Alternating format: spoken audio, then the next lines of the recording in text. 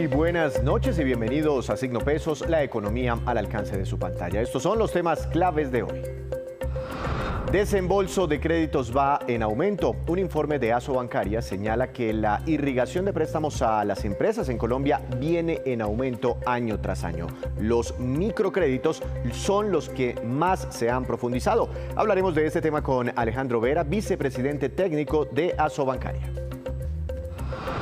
Siguen bajando las ventas de motos nuevas. La caída en abril fue del 20% según el informe de Fenalco. En lo corrido del año, la reducción ha sido superior a ese nivel. Nos acompaña Eduardo Bisbal, vicepresidente de Comercio Exterior de Fenalco, para hablar de las causas. El plan de desarrollo en blanco y negro. Durante su trámite por las plenarias, el plan de desarrollo ha sufrido bastantes cambios muy importantes en propuestas claves. Les contaremos cuáles temas se hundieron y cuáles fueron aprobados.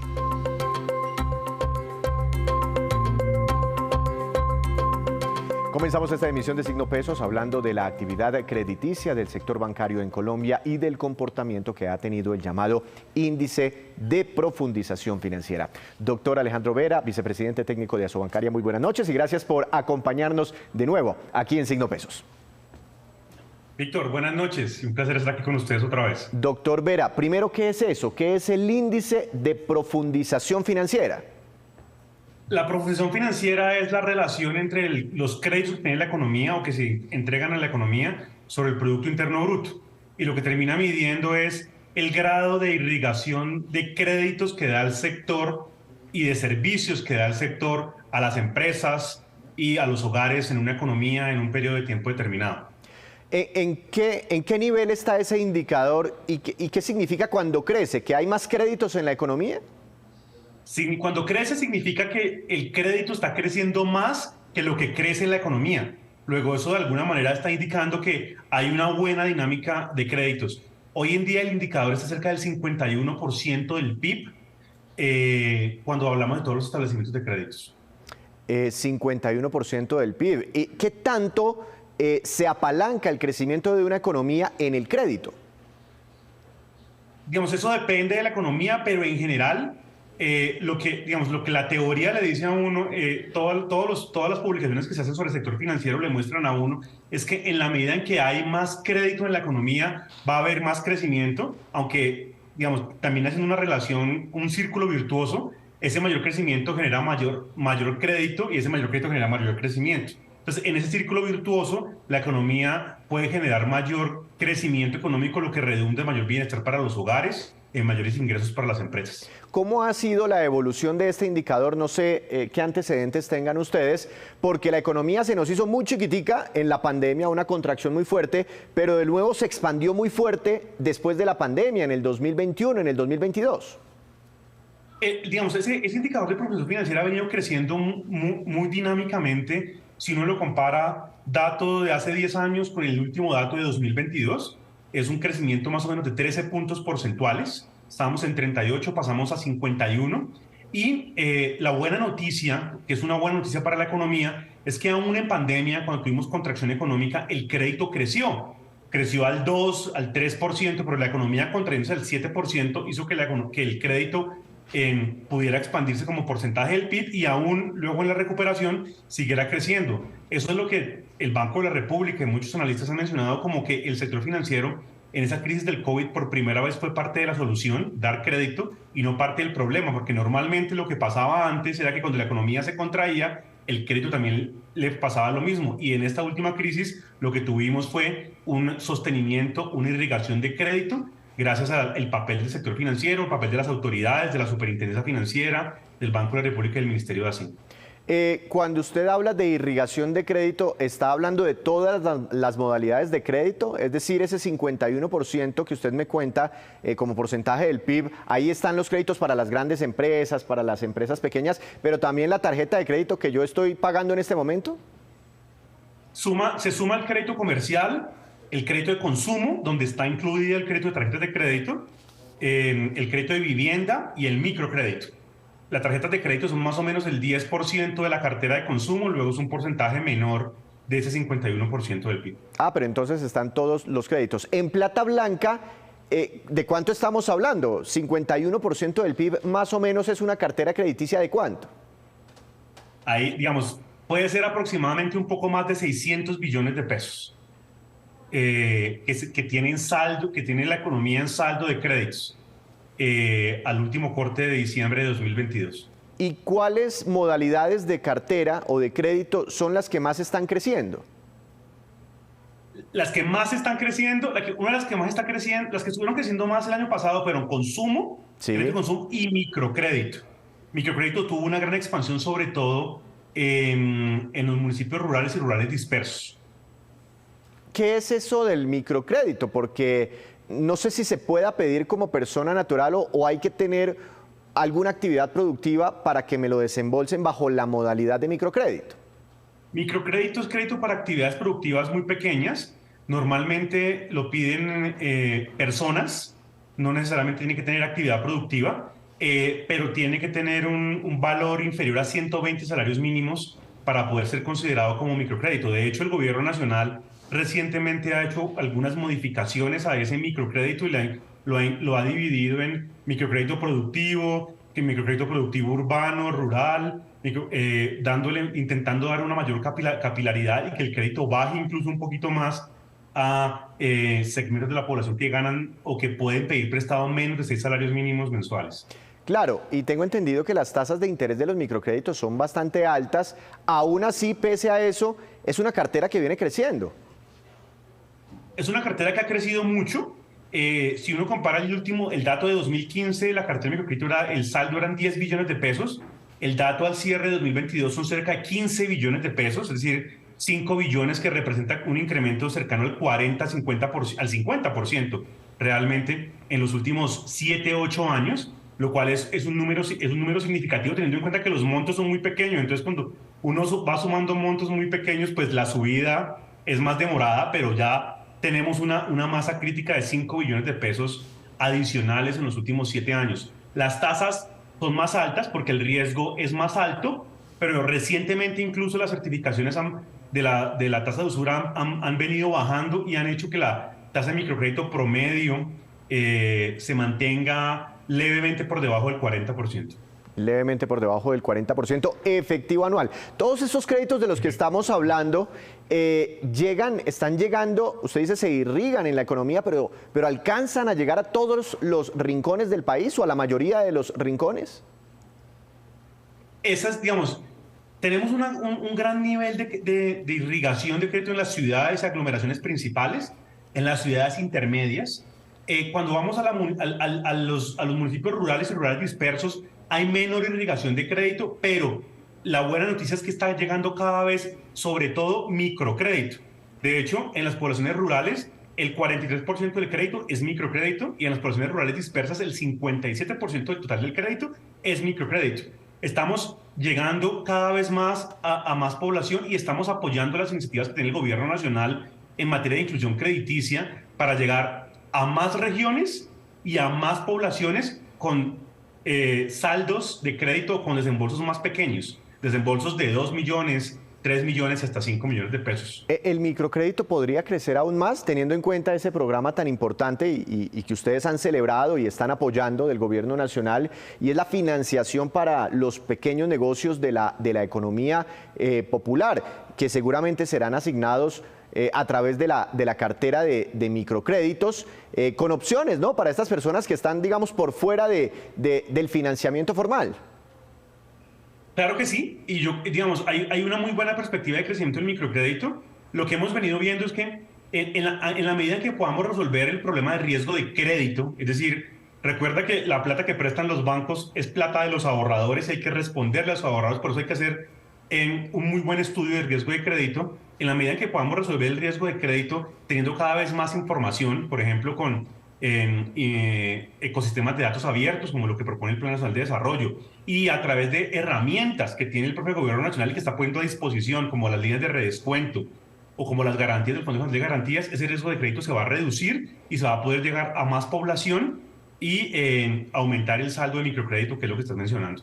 ¿cómo va la morosidad? Porque en los últimos informes yo vi como que un pequeño deterioro, no sé si preocupante, en el índice de calidad de la cartera, el último informe oficial de la Superintendencia Financiera, y me llamó particularmente la atención la disparada que hubo en la morosidad de créditos de consumo principalmente. Creo que esa morosidad se subió más del 20, 30, no sé si más del 40%.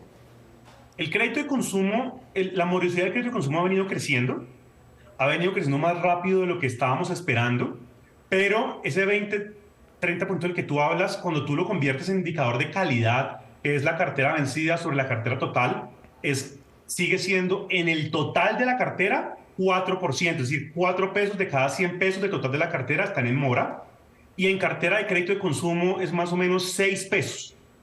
Totalmente controlable, totalmente manejable, más teniendo en cuenta que las provisiones del sector financiero como porcentaje de la cartera vencida son más del 100%. Estamos hablando que las provisiones que tiene el sector para cubrir la morosidad más que cubren, más que compensan la cartera vencida que se está generando en cartera de consumo y en las otras modalidades de crédito. Es decir, esa cartera vencida está totalmente cubierta, totalmente provisionada en este momento, por esos estándares de la regulación colombiana. Ahora, pues el Banco de la República tiene una postura en este momento contraccionista, ¿no? Es subiendo las tasas de interés para enfriar un poquitico esas modalidades de crédito, sobre todo de las carteras de consumo. ¿Eso puede afectar los planes a final de año? ¿Qué tanto pudiera crecer la cartera crediticia o esta profundización crediticia con esos niveles de tasa de referencia en nuestro país? Víctor, nosotros estamos esperando que pese al crecimiento de las tasas de interés, la cartera crezca en términos reales, es decir, descontando la inflación, alrededor del 2%. Eso es más que lo que va a crecer el PIB este año, que todos los analistas están planteando que va a crecer el 1%. Luego va a seguir habiendo profundización crediticia y se va a seguir irrigando crédito a la economía. Evidentemente, las tasas de interés pues, van a permanecer altas un tiempo, seguramente hasta el último trimestre de este año, o hay analistas que dicen incluso que hasta enero, primer trimestre de 2024, porque la inflación pareciera que ya está cediendo, pero se está manteniendo ya pegada en el 13% y va a ser la desaceleración mucho más lenta. Entonces seguramente el Banco de la República va a tener que mantener la tasa de interés de referencia de la repo en niveles altos por un muy buen tiempo para que haya de verdad enfriamiento de la economía y de esa manera poder mantener la senda, volver a tener la senda de inflación hacia entre el 2 y el 4%. En esa medida, el sistema financiero colombiano sigue dando crédito, crece el 2%, sigue teniendo en cuenta sus políticas de riesgo para poder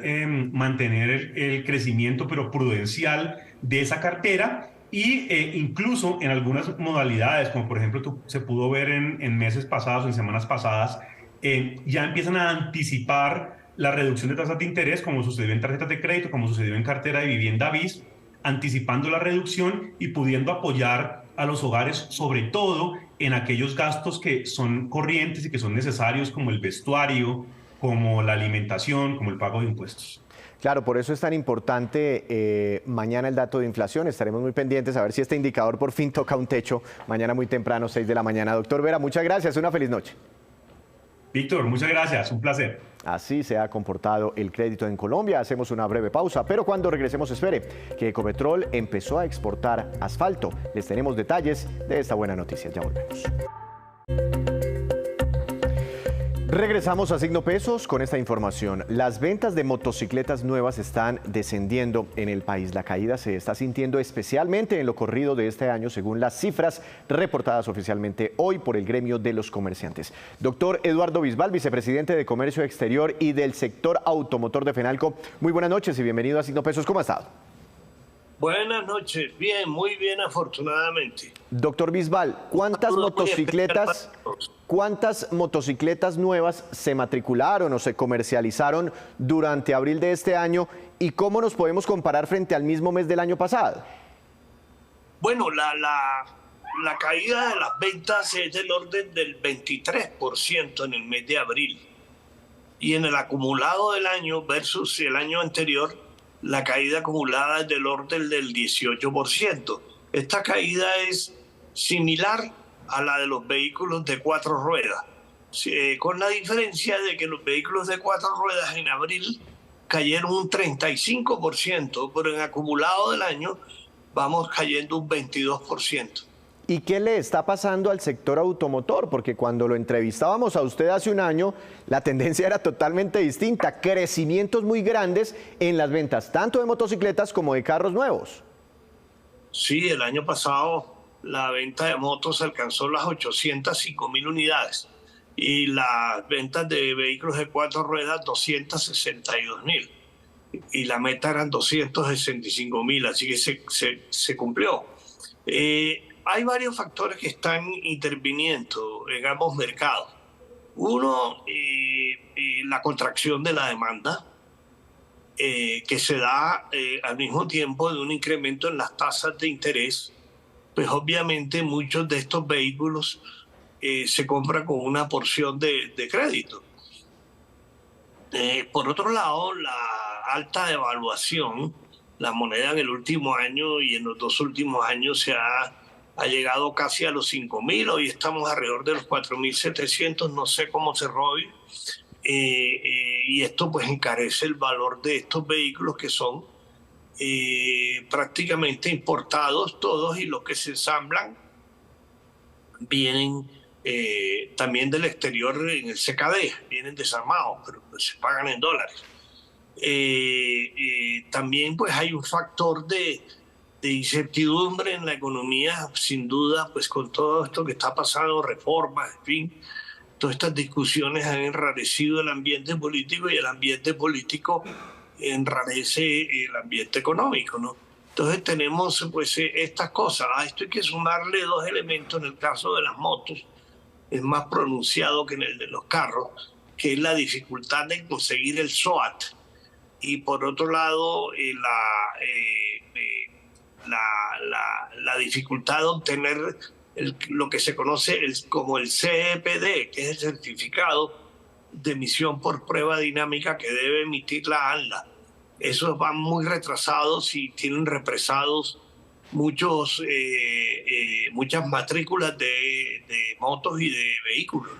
Pero no sea solo, ¿qué es lo que está pasando con el tema del SOAT? Porque de hecho una de las noticias económicas más importantes arrancando este año, si mal no recuerdo, fue esa fuerte disminución en el valor del SOAT para las motocicletas. No, sí se tomaron unas medidas y esto ha ayudado, pero no en un 100%.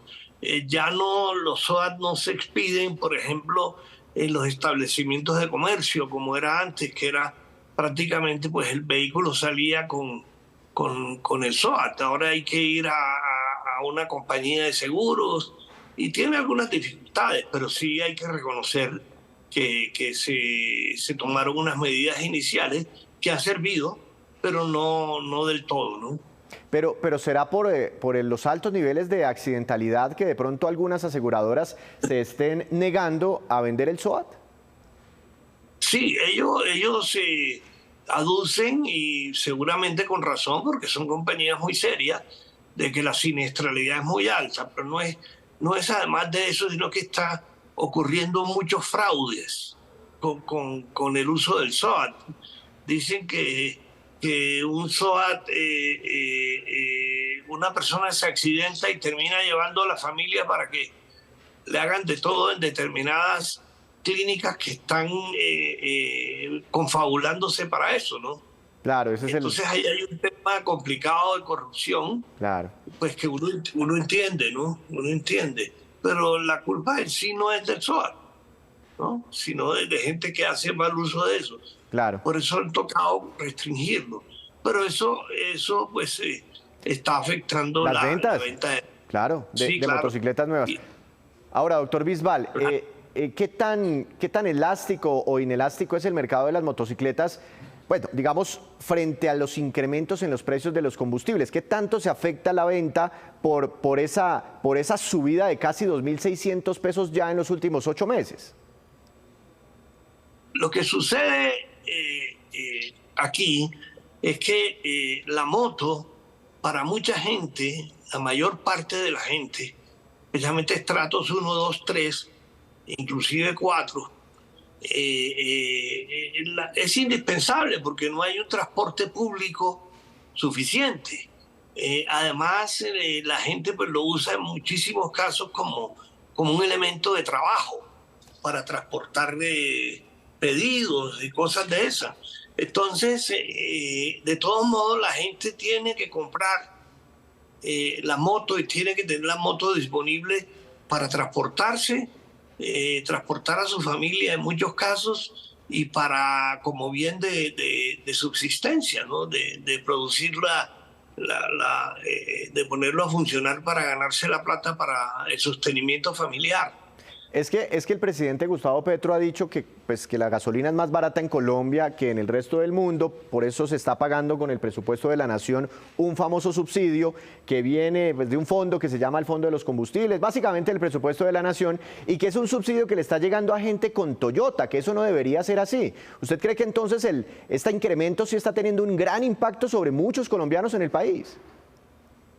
Claro, claro que sí lo está teniendo, pero lo que dice el presidente es cierto y eso no es una novedad, eso no viene desde ahora. La gasolina en Colombia es subsidiada, y esto genera pues un tema fiscal muy grande. Se generó un fondo de estabilización para los combustibles, para la gasolina, pero ese fondo se agotó. Y pues el déficit quedó al descubierto. Entonces, sí es cierto, si usted a la gasolina, al valor del galón, le quita los impuestos que tiene encima, el valor ya de la gasolina en sí es una gasolina que está subsidiada. Es decir, Ecopetrol paga más por lo que la vende. Así sea una gasolina nacional producida con combustibles nacionales, porque las gasolinas y los combustibles se valoran en dólares. Claro. Una última pregunta. ¿Este bajonazo que está teniendo el sector era previsto por ustedes o está alterando en algo las metas para este 2023 en cuanto a ventas? No, yo creo que en gran parte era predecible, no solo en las motos, sino en toda la economía. Pues el año pasado crecimos, si mal no recuerdo, al 7,5%, creo. Pero este año pues vamos a estar alrededor del 1. Hay unos que le apuestan al 1 y pico, otros que le apuestan al 0 algo, en fin. Sí va a haber un descenso. Y esto en gran parte, perdón, también es consecuencia del dinero que hubo que lanzar a la calle en medio de la pandemia para sostener las empresas y los empleos, pero pues que había que recogerlo en algún momento. Es decir, este costo era un costo previsto. Le entiendo. Pues, ahora, doctor Bisbal, muchas gracias por su tiempo. Hay cosas que se pueden mejorar, ¿no? Como el SOAT, mirar a ver qué se hace, los certificados hay cosas que son adicionales a los factores de perturbación que hay en el mercado. Doctor Bisbal, muchas gracias. Le agradecemos por estos minutos. Que tenga una feliz noche. Muchas gracias a ustedes. Desde Penalco, con el último reporte de ventas de motocicletas, hacemos otra breve pausa, pero ya les contaremos quién sería el nuevo superintendente financiero de Colombia tras la renuncia del doctor Jorge Castaño. Ya volvemos. Regresamos a Signo Pesos con esta, que es la cifra económica del día. 10% y corresponde a la caída en las exportaciones colombianas durante marzo de este año. Es información oficial del DANE, que dice que en el tercer mes de este 2023 en total se exportaron mercancías por un valor de 4.463 millones de dólares. La mayor caída en ventas externas se vio en el segmento de hidrocarburos combustibles, con una reducción del 16,3%. Y la Cámara de Representantes sigue debatiendo varios puntos del Plan Nacional de Desarrollo que ya fue aprobado en la noche anterior en el Senado. Nicolás Rojas nos cuenta cuáles son los puntos que permanecen en discusión, cuáles se hundieron ya y cuáles se aprobaron. En el paquete de artículos que se aprobaron en plenarias de Senado y Cámara está el que permite agilizar la compra de predios por parte del Estado, pero bajo ningún mecanismo exprés ni la expropiación. La compra será voluntaria y bajo avalúo comercial. Lo que busca es mejorar el tema del saneamiento de bienes, mejorar el tema del avalúo comercial para que la gente que decida voluntariamente vendernos tenga derecho a un pago justo. Aprobación que se suma al paquete de iniciativas que permiten los convenios público-populares, capítulo donde la Fiscalía, la Procuraduría y algunos expertos consideran que se abre un boquete para la contratación a dedo y van contravía de la Ley 80, pues limitaría la capacidad de oferentes, la selección objetiva y no aplicarían los pliegos tipo de Colombia Compra Eficiente.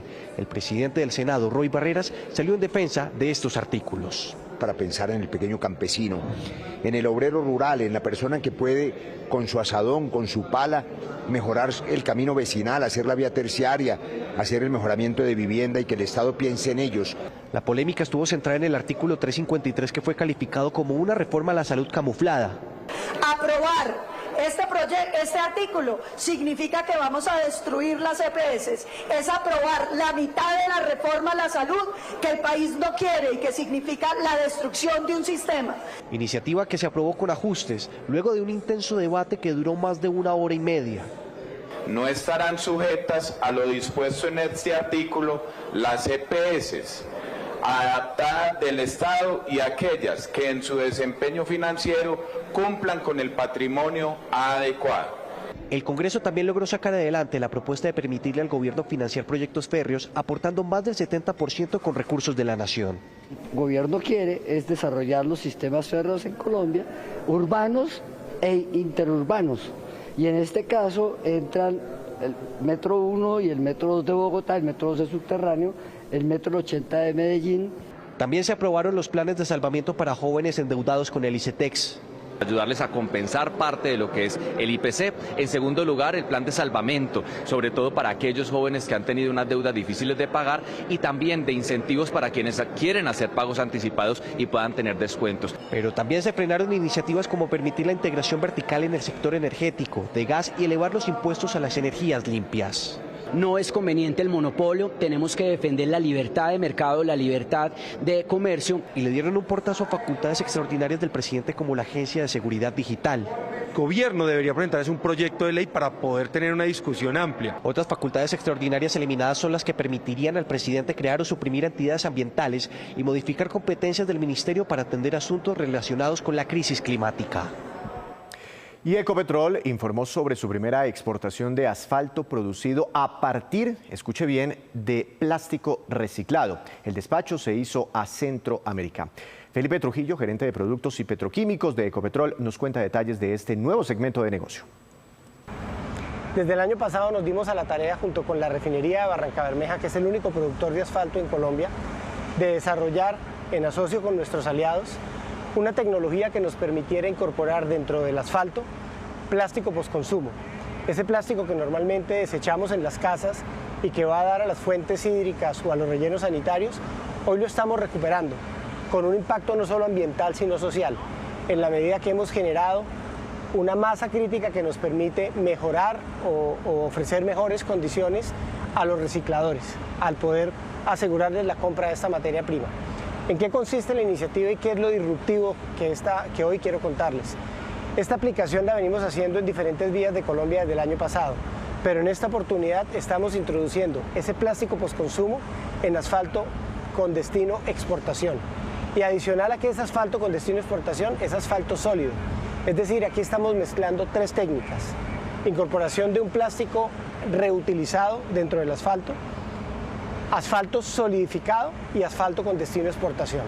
Por donde se vea es un proyecto absolutamente ganador con beneficios técnicos, sociales y ambientales, en la medida que ese plástico postconsumo está mejorando las condiciones de desempeño tanto de las vías de Colombia como de las vías de los países a los cuales hoy exportamos asfalto. Y ahora nos vamos con estos que son los indicadores económicos que usted debe conocer siempre antes de irse a dormir. Dólar, tasa representativa del mercado que regirá para mañana, 4.616 pesos con 58 centavos, cayó 50 pesos con 51 centavos. Petróleo Brent de referencia para Colombia subió 0,29%, se ubicó en 72 dólares con 54 centavos por barril. El precio interno del café colombiano bajó y quedó en promedio a 1.925.000 pesos por carga. Índice MSCI Colcap de la Bolsa de Valores de Colombia Colombia cayó 0,01%. La acción más valorizada, ETB, con una ganancia de 4,76%. La que más cayó fue Ecopetrol, con un retroceso de 2,69%. Esta acción cayó de nuevo por debajo de la barrera de los 2.000 pesos, quedó en 1.990 pesos. Ha bajado en las últimas jornadas más de un 20%. Se sigue desplomando la acción de Ecopetrol. Antes de despedirnos, los quiero dejar con este dato. Hoy se conoció la renuncia del superintendente financiero de Colombia, Jorge Castaño. Su dimisión se produjo por razones personales, según informó la superintendencia, pero la renuncia era previsible entre muchos expertos desde la reciente salida del ministro de Hacienda, José Antonio Ocampo, quien lo había ratificado en este cargo. Castaño duró 6 años en la superintendencia. Desde el año 2017 era el superintendente financiero. En su reemplazo llegaría César Ferrari, quien ha sido asesor económico muy cercano al presidente Gustavo Petro. Al comienzo de este gobierno, Ferrari había sido designado para ser director de Planeación Nacional, pero su nombramiento, recuerden ustedes, se cayó por inhabilidades relacionadas con su nacionalidad peruana. Así terminamos por hoy. Los esperamos mañana con una nueva emisión y con toda la información económica que usted necesita saber. Esto es Signo Pesos, la economía al alcance de su pantalla. Que tenga una feliz noche.